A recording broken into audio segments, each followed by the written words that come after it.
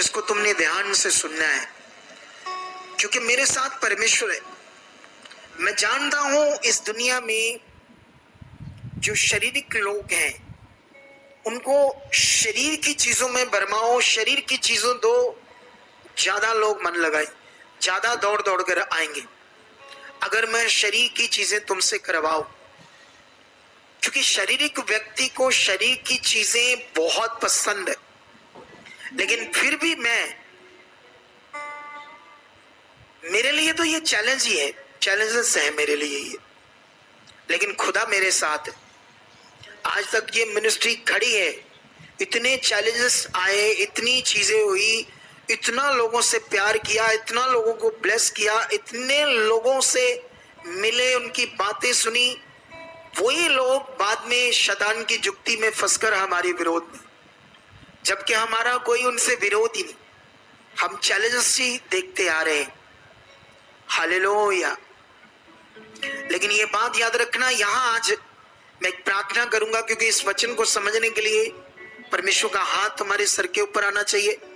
तो तुम्हें वो बुद्धि समझ आनी चाहिए जिससे तुम्हें सही रियल समझ आए। एक चीज सीखो कि हमने किससे जुड़ना है। बोलो, किससे जुड़ना है? बोलो। अच्छा, जिसका परमेश्वर से जुड़ गया, मेल हो गया, उसको क्या कोई और चीज चाहिए? कोई और सहारा चाहिए? इतनी सी बुद्धि नहीं काम करती इंसानों के अंदर। बस ये चीज सीख लो तो वो होगा जो आपने सोचा नहीं। हालेलुया। देखो, मैंने जो मन बनाया है, जो मैं राइट चीज कर रहा हूं, वो खुदा मेरे साथ होकर बहुत करेगा, इतना ज्यादा करेगा आप सोच नहीं सकते। अफसोस मुझे ये होगा जिन्होंने इन बातों को सुनते सुनते भी आदर नहीं दिया, इस वचन को, परमेश्वर को वो आदर नहीं दिया और भटक गए। अफसोस मेरे पास उनके लिए होगा।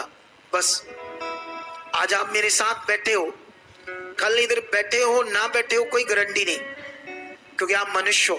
क्या है वो? आप कभी भी भटक सकते हो, कभी भी आप अपनी बुद्धि को डाइवर्ट करने के लिए शैतान को मौका दे सकते हो। इसीलिए बाइबल में लिखा, जागते रहो, प्रार्थना में रहो, ताकि परीक्षा में ना पड़ो, मतलब शैतान के बरबावे में ना पड़ो। जागते रहने का मतलब क्या है? अलर्ट रहना, ध्यान देना, समझना। मैं जानता हूं जब शैतान काम करता है वो ऐसे बुद्धि बंद कर देता है, लोगों को बिल्कुल भी समझ नहीं आती। आमेन, हालेलुया। क्या नहीं आती लोगों को? बिल्कुल भी समझ नहीं आती, बिल्कुल भी।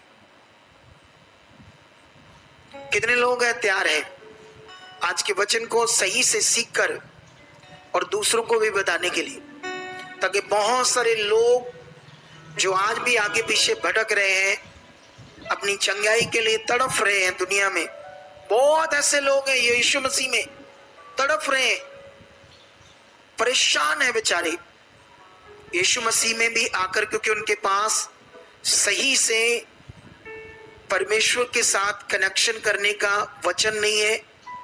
उनके पास सही से वो तरस रहे हैं, कब मेरी ले हैंड होगी, कब मेरी बारी आएगी। ऐसे भी लोग हैं बेचारे, जबकि परमेश्वर तैयार है, एक मिनट से पहले वो तैयार है। हालेलुया। वो मिनट से पहले के लिए तैयार है तुम्हारे जीवन में सबको ठीक करने के लिए। आमेन। सो आज आंखें बंद करो और परमेश्वर से मांगो, खुदाबंद मुझे बुद्धि दे। पिता परमेश्वर मेरे सर पर हाथ रख। यहोवा एलोहीम, प्रभु यीशु मेरे पर हाथ रख। खोल दे मेरे मन को, खोल दे मेरे मन की आंखों को, खोल दे मेरे मन को, खोल दे मेरी मन की आंखों को। पिता परमेश्वर, मैं तेरा दास हूं, इसी समय ये मैं मांगता हूं यीशु मसीह के सामर्थी नाम से, इसी वक्त इनकी मन की आंखें खुल जाए यीशु मसीह। आज तेरी आत्मिक बुद्धि इनके अंदर हो, जो कुछ सीखे, चाहे यहाँ बैठे, चाहे देश विदेशों में, अलग अलग स्टेट में, यहाँ कहीं भी परमेश्वर वो लोग मुझे सुन रहे हैं। पिता परमेश्वर, जो मैं प्रार्थना कर रहा हूं तेरी सामर्थ्य से जो मैं शब्द मांग रहा हूं ऑनलाइन, यहां के लोगों की जिंदगी में पूरा हो, यीशु मसीह के सामर्थ्य नाम से पूरा।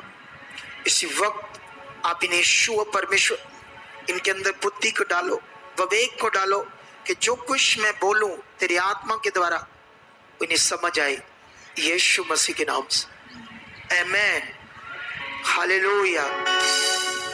सो रेडी हो जाओ, अपनी बाइबल उठाओ, अपनी डायरी उठाओ, पेन उठाओ, ताकि मुझे समझ आए कितने लोग प्यासे आए हैं आज, कितने लोग सीखने वाले आए हैं, कितने लोग बहुत आगे बढ़ने वाले आए हैं।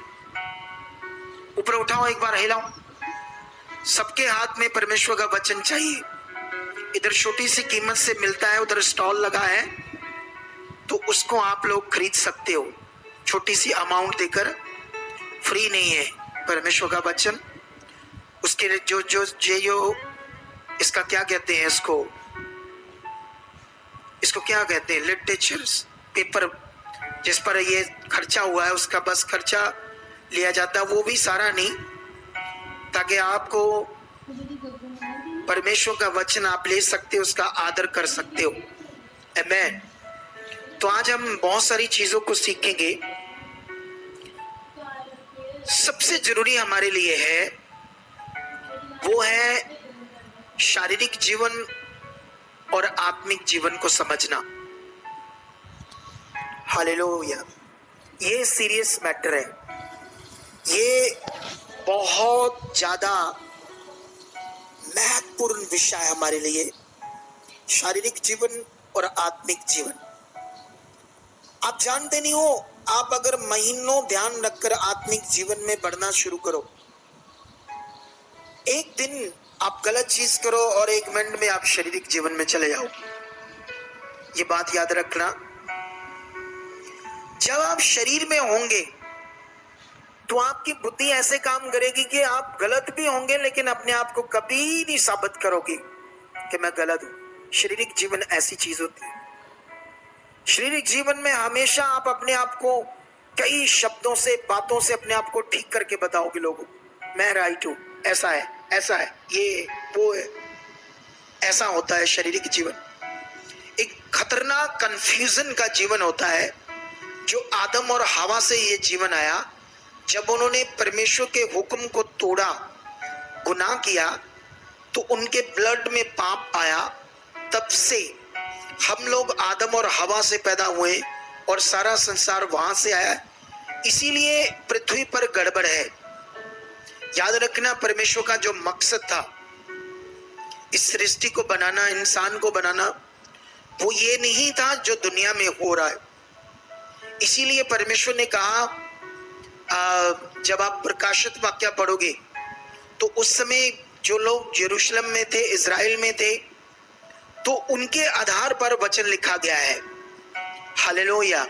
उनको परमेश्वर ने कहा, मैं तुम्हारे लिए नया आकाश, नई पृथ्वी, नया यरूशलेम बनाऊंगा और वहां पर भूख प्यास नहीं होगी और कोई भी एक दूसरे का बैरी नहीं होगा। तो इस वचन से यह समझ आती है कि परमेश्वर अगर दोबारा दुनिया को ऐसी दुनिया में प्रवेश करवा रहा है या करवाने के लिए यीशु मसीह पृथ्वी पर आया, तो इसका मतलब यह है कि शुरू से भी परमेश्वर ने ये जो दुनिया रची, इसका मतलब ये नहीं था कि इंसान एक दूसरे का बैरी हो, इंसान एक दूसरे के विरोध में हो, गंदे काम करे, बुरे काम करे, धर्म धर्म से लड़े, जाति जाति से लड़े। इस मकसद से दुनिया नहीं बनाई गई। इसीलिए वो वचन प्रकाशित वाक्य हमें ये गाइड करता है। परमेश्वर दोबारा दुनिया को कहां प्रवेश करवा रहा है? ये जो मैं ड्यूटी कर रहा हूं, क्या कर रहा हूं, ये जो मैं सेवा कर रहा हूं, क्या कर रहा हूं, उस बहुत सुंदर जीवन में प्रवेश करने के लिए, जहां भूख प्यास, कोई किसी का बैरी नहीं होगा। आप उस जीवन में, उस परमेश्वर के नई दुनिया में, नया आकाश, नई पृथ्वी जो ये होने वाला है दुनिया के, इस दुनिया के बाद, उसमें प्रवेश करवाने के लिए मैं ये सेवा कर रहा हूं। और आप मेरे साथ, बहुत सारे लोग हैं जो एवेंजलिज्म करते हैं, एवेंजलिस्ट हैं यहाँ पर, जो सुसमाचार देते हैं। आप भी मेरे साथ ये सेवा कर रहे हो और आप भी परमेश्वर की नजर में हो। हालेलुया। क्या हो आप लोग?